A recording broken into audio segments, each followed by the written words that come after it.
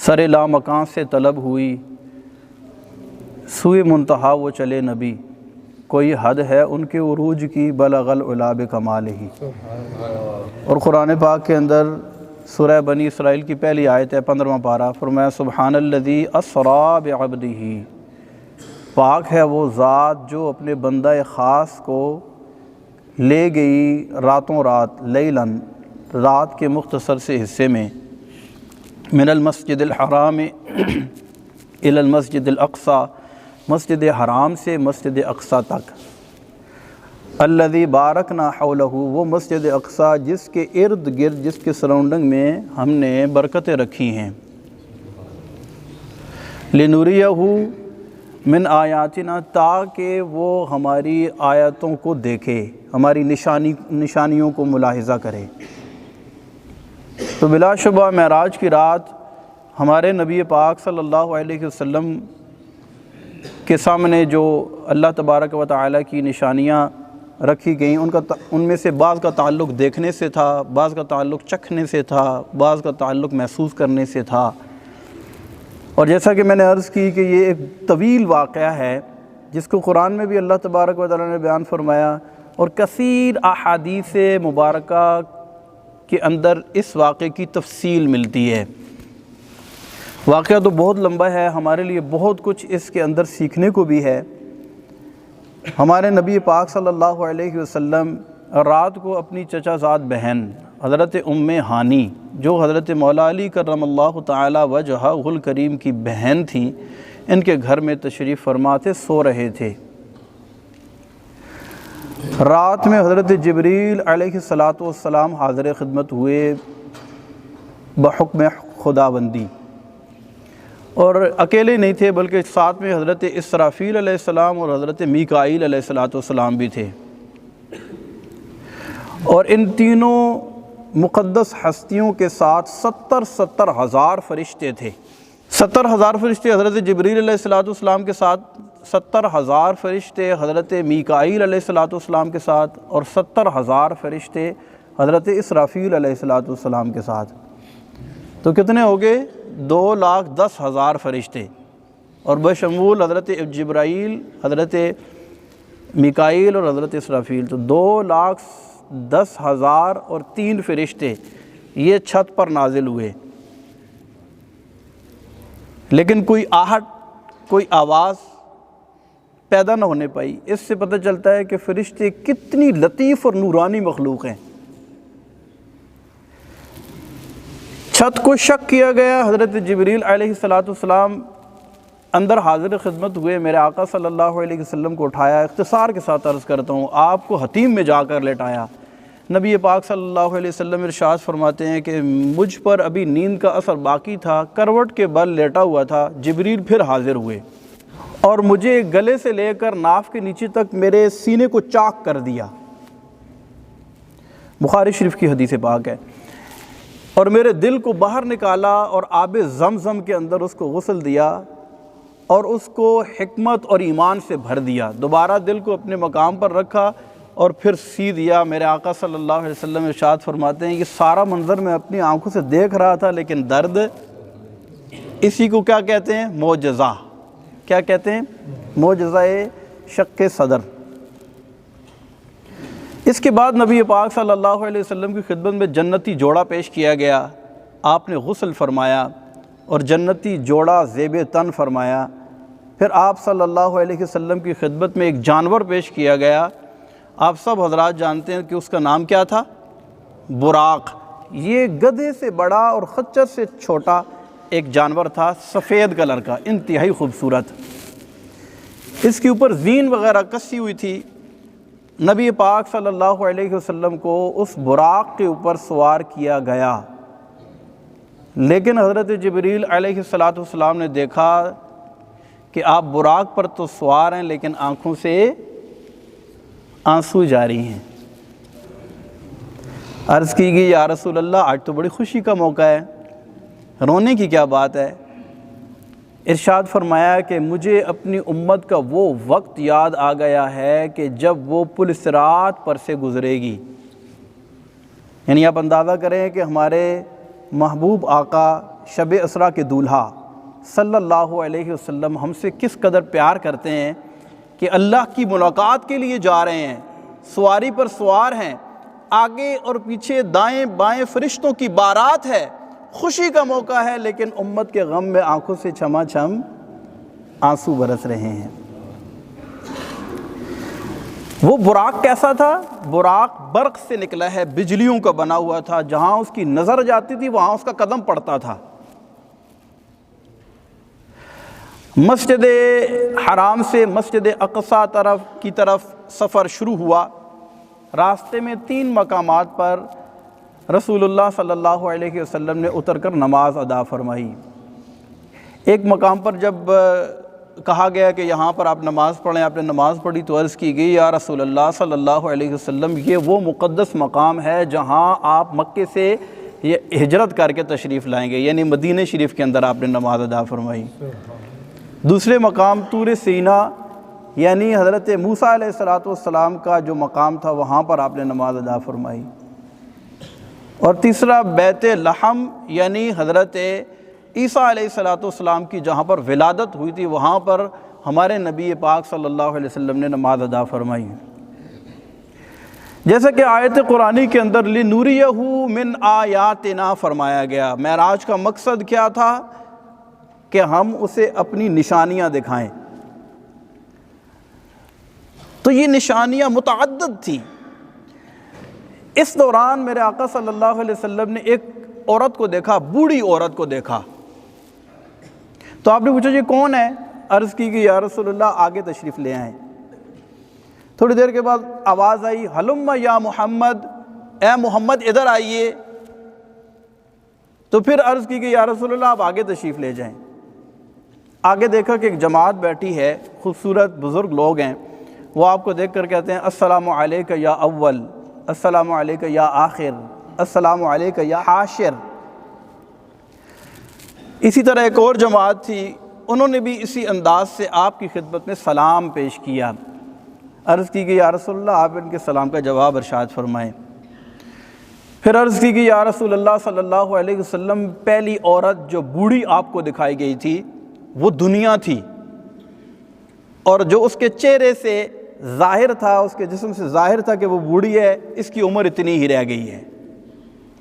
دوسرا جو آواز آپ نے سنی تھی ہلم یا محمد، اے محمد اس طرف آئیے، تو وہ ابلیس تھا، شیطان تھا، جو آپ کو اپنی طرف مائل کرنے کی کوشش کر رہا تھا۔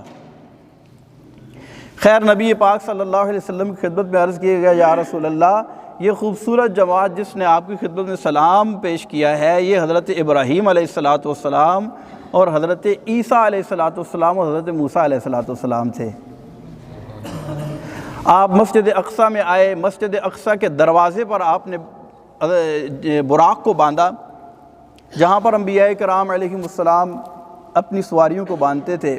بعد میں حضرت جبریل امی علیہ السلام نے براق کو کھولا اور وہ اندر مسجد کے صحن میں لے گئے اور ایک پتھر کے اندر اپنی انگلی سے سوراخ کیا اور براق کو وہاں پر باندھا۔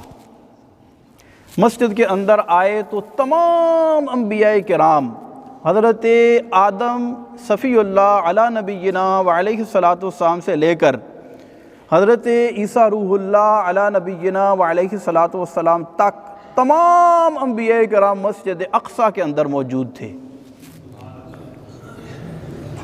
حضرت جبریل علیہ السلام نے اذان کے ہی اقامت پڑھی۔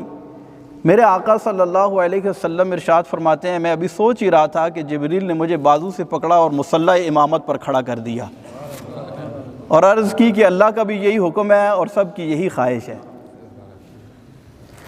میرے نبی صلی اللہ علیہ وسلم جن کو ہم امام الانبیاء بھی کہتے ہیں، امام الانبیاء بھی کہتے ہیں، آپ نے مسجد اقصی کے اندر تمام انبیاء کرام کی امامت فرمائی۔ جیسا کہ پچھلے جمعے میں آپ کی خدمت میں عرض کر چکا ہوں کہ سیدی اعلیٰ حضرت امام احمد رضا خان علیہ رحمۃ الرحمن، ان کا کلام قرآن اور حدیث کی ترجمانی کرتا ہے اور قرآن اور حدیث کے مطالب و مفاہیم پر مبنی ہے، اور بڑے ہی احسن انداز میں اشعار کی صورت میں یہ بات کو سمجھانے کا فن جانتے ہیں۔ اور عشق رسول میں ڈوبا ہوا کلام انہوں نے لکھا ہے۔ کہتے ہیں وہ سرور کشور رسالت جو عرش پر جلوہ گر ہوئے تھے، نئے نرالے طرب کے ساماں عرب کے مہمان کے لیے تھے، بہار اے شادیاں مبارک چمن کو آبادیاں مبارک، ملک فلک اپنی اپنی لے میں یہ گر انادل کا بولتے تھے، وہاں فلک پر یہاں زمین میں رچی تھی شادی مچی تھی دھومیں، ادھر سے انوار ہنستے آتے ادھر سے نفحات اٹھ رہے تھے۔ یہی سما تھا کہ پی کے رحمت خبر یہ لایا کہ چلیے حضرت تمہاری خاطر کشادہ ہیں جو کلیم پر بند راستے تھے، تبارک اللہ شان تیری تجھی کو زیبا ہے بے نیازی، کہیں تو وہ جوش لن ترانی کہیں تقاضے وصال کے تھے، اور خدائی دے صبر جان پرغم دکھاؤں کیوں کر تجھے وہ عالم، جب ان کو جھرمٹ میں لے کے قدسی جنا کا دولہا بنا رہے تھے۔ وہی تو جوبن ٹپک رہا ہے، وہی تو اب تک جھلک رہا ہے، وہی تو جوبن ٹپک رہا ہے، نہانے میں جو گرا تھا پانی کٹورے تاروں نے بھر لیے تھے، جو ہم بھی وہاں ہوتے خاک گلشن لپٹ کے قدموں کی لیتے اترن، مگر کریں کیا نصیب میں تو یہ نامرادی کے دن لکھے تھے، اور براق کے نقش سم کے صدقے۔ اب اگر ہر شعر کی تشریح پیش کی جائے تو اس کے لیے بہت زیادہ وقت چاہیے ہوگا، لیکن آپ تخیل دیکھیں، تشبیہات دیکھیں، اور کس انداز سے انہوں نے اس منظر کو پیش کیا۔ براق کے نقش سم کے صدقے وہ گل کھلائے کہ سارے رستے مہکتے گلبن لہکتے گلشن ہرے بھرے لہلہا رہے تھے، اور نماز اقصیٰ میں تھا یہی سر۔ نماز اقصیٰ کے اندر امامت فرمائی، اس کے اندر کیا راز تھا، کیا بات تھی؟ وہاں تمام انبیاء کو پیچھے کھڑا کر کے، مصلی امامت پر امام الانبیاء کو کھڑا کر کے سب انبیاء کو مقتدی ظاہر کرنا اور امام الانبیاء کو امام ظاہر کرنا، مقصد کیا تھا؟ تو نماز اقصیٰ میں تھا یہی سر، عیاں ہو معنی اول آخر، کہ دست بستہ ہیں پیچھے حاضر جو سلطنت آگے کر گئے تھے، کہ جن کی سلطنت آگے گزر چکی تھی، جو دنیا میں تشریف آوری کے اعتبار سے اول تھے، جو دنیا میں پہلے تشریف لائے تھے، ان کا مقام پہلے نہیں ہے۔ مقام کس کا پہلے ہے؟ جو آخر میں تشریف لایا ہے، کیونکہ امام مقتدیوں سے افضل ہوتا ہے۔ تو نماز اقصیٰ میں تھا یہی سر، عیاں معنی اول آخر، کہ دست بستہ ہیں پیچھے حاضر جو سلطنت آگے کر گئے تھے۔ اچھا، اس دوران مسجد حرام سے مسجد اقصیٰ آتے ہوئے میرے آقا صلی اللہ علیہ وسلم نے فرمایا کہ مررت بقبر موسیٰ وہو یصلی فی قبرہ، میں موسیٰ علیہ السلام کے قبر کے پاس سے گزرا تو وہ اپنی قبر کے اندر کھڑے ہو کر نماز ادا کر رہے تھے۔ مسجد اقصیٰ میں پہنچے تو وہاں بھی حضرت موسیٰ علیہ السلام موجود ہیں، انبیاء کی امامت کرائی۔ وہاں پر انبیاء کرام علیہم السلام نے خطبات ارشاد فرمائے، اور آخر میں ہمارے نبی پاک صلی اللہ علیہ وسلم نے بھی خطبہ ارشاد فرمایا۔ اس کے بعد سوئے لا مکان کا سفر جاری ہوا، آپ پھر براق پر سوار ہوئے، آن کی آن میں پہلا آسمان آ گیا، دروازے پر دستک دی گئی، اندر سے جواب آیا کون؟ حضرت جبریل علیہ السلام نے جواب دیا جبریل۔ اچھا، یہ لفظ جبریل بھی ٹھیک ہے اور جبرائیل بھی ٹھیک ہے، ٹھیک ہے؟ تو کیا کہا؟ جبرائیل یا جبریل۔ عرض کی گئی آپ کے ساتھ کون ہیں؟ ارشاد فرمایا میرے ساتھ محمد صلی اللہ علیہ وسلم ہیں۔ کہا گیا کیا ان کو بلایا گیا ہے؟ کہا ہاں بلایا گیا ہے۔ دروازے کھول دیے گئے اور اندر سے آواز آئی مرحباً بہ فنعم المجیء جاء، خوش آمدید، کیا ہی آنے والا آیا ہے۔ پہلے آسمان پر میرے آقا صلی اللہ علیہ وسلم نے دیکھا ایک بزرگ ہستی تشریف فرما ہے، ان کے دائیں طرف بھی ایک طویل سلسلہ ہے، لوگ ہیں، بائیں طرف بھی لوگ ہیں۔ جب وہ اپنے دائیں طرف دیکھتے ہیں تو ہنسنے لگتے ہیں، اور جب اپنے بائیں طرف دیکھتے ہیں تو رونے لگتے ہیں۔ عرض کی کہ یا رسول اللہ صلی اللہ علیہ وسلم، یہ حضرت سیدنا آدم صفی اللہ علی نبینا و علیہ الصلاۃ والسلام ہیں، اور یہ ساری ان کی ذریت اور اولاد ہے۔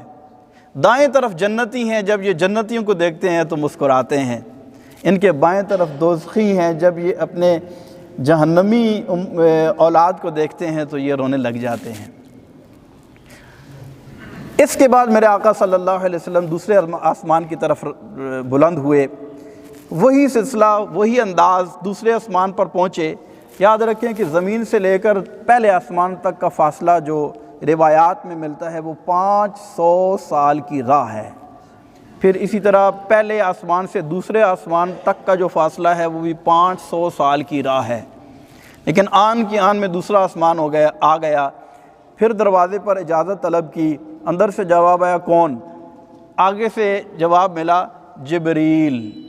یہاں پر رک کر ایک بات عرض کرتا ہوں کہ جب ہم کسی کے گھر جائیں اور دروازہ ناک کریں، بیل بجائیں، اندر سے کیا آواز آتی ہے؟ اندر سے کیا آواز آتی ہے؟ کون؟ ہم کیا کہتے ہیں؟ میں، یا کیا کہتے ہیں؟ دروازہ کھولو۔ یہ سنت نہیں ہے۔ سنت کیا ہے؟ میرے آقا صلی اللہ علیہ وسلم جب کسی کے گھر تشریف لے جاتے، دروازہ ناک کرتے، اندر سے پوچھا جاتا کہ کون، تو جواب میں آپ اپنا نام بتایا کرتے تھے۔ تو ہمیں بھی چاہیے کہ ہم جواب میں اپنا نام بتائیں۔ اپنے گھر میں بھی جا کر جب بیل بجائیں تو یہ نہ کہو کہ دروازہ کھولو، بلکہ کیا کہیں؟ اپنا نام بتائیں۔ یہ 2-3 دفعہ آپ کو تھوڑا سی ہیزیٹیشن فیل ہوگی، لیکن اس کے بعد عادت بن جائے گی۔ یہ سنت مبارکہ ہے، جواب میں اپنا نام بتانا چاہیے۔ پھر پوچھا کہ آپ کے ساتھ کون ہے؟ کہا گیا محمد۔ پھر پوچھا کہ کیا ان کو بلایا گیا ہے؟ ارشاد فرمایا کہ ہاں ان کو بلایا گیا ہے۔ دروازے کھول دیے گئے اور اندر سے آواز آئی مرحبا بہ فنعم المجیء جاء، کیا ہی آنے والا آیا ہے، ہم اس کو خوش آمدید کہتے ہیں۔ دوسرے آسمان پر حضرت یحییٰ علیہ السلام اور حضرت عیسیٰ علیہ السلام موجود تھے، جنہوں نے نبی پاک علیہ السلام کو مرحبا کہا اور ان کی خدمت میں سلام پیش کیا۔ اس کے بعد میرے آقا صلی اللہ علیہ وسلم تیسرے آسمان پر تشریف لے گئے۔ وہاں پر آپ کی ملاقات حضرت یوسف علیہ السلام سے ہوئی۔ پھر چوتھے آسمان پر تشریف لے گئے، وہاں پر آپ کی ملاقات حضرت ادریس علیہ السلام سے ہوئی۔ پھر 5ویں آسمان پر تشریف لے گئے، وہاں پر آپ کی ملاقات حضرت ہارون علیہ السلام سے ہوئی۔ پھر 6ٹھے آسمان پر تشریف لے گئے، وہاں پر آپ کی ملاقات حضرت موسیٰ علیہ السلام سے ہوئی۔ پھر 7ویں آسمان پر جب گئے، دیکھا کہ ایک بزرگ ہستی ہیں جو بیت المعمور کے ساتھ ٹیک لگا کر بیٹھی ہوئی ہیں۔ بیت المعمور یہ فرشتوں کا قبلہ ہے، جو کعبۃ اللہ کی عین سیدھ میں 7 آسمانوں کے اوپر بنا ہوا ہے، اور فرشتے اس کی طرف منہ کر کے نماز پڑھتے ہیں۔ ایک روایت کے مطابق فرشتوں نے خواہش ظاہر کی، مولا انبیاء نے تیرے محبوب کی اقتداء میں نماز پڑھی ہے تو ہمیں بھی یہ سعادت مل جائے۔ تو میرے آقا صلی اللہ علیہ وسلم نے بیت المعمور کے اندر تمام فرشتوں کی امامت فرمائی۔ حضرت ابراہیم خلیل اللہ علی نبینا و علیہ السلام سے ملاقات فرمائی۔ اس کے بعد میرے آقا صلی اللہ علیہ وسلم سدرۃ المنتہا پر تشریف لے گئے۔ سدرہ کہتے ہیں بیری کو، منتہا یعنی بلند ترین۔ بیری کا درخت، وہ بیری کا درخت کیسا ہے؟ جس کے پھل یعنی اس پر لگنے والے بیر مٹکوں کی مانند ہیں، اور اس کے ساتھ جو پتے لگتے ہیں وہ ہاتھی کے کانوں کی طرح بڑے بڑے پتے ہیں۔ اور یہ حضرت سیدنا جبریل علی نبینا و علیہ السلام کا وہ مقام ہے کہ جس سے آگے حضرت جبریل علیہ السلام نہیں جا سکتے۔ یہ منتہائے جبریل ہے۔ یہ واقعہ جو ہے کافی طویل ہے، اس حوالے سے انشاءاللہ مزید آگے عرض کروں گا۔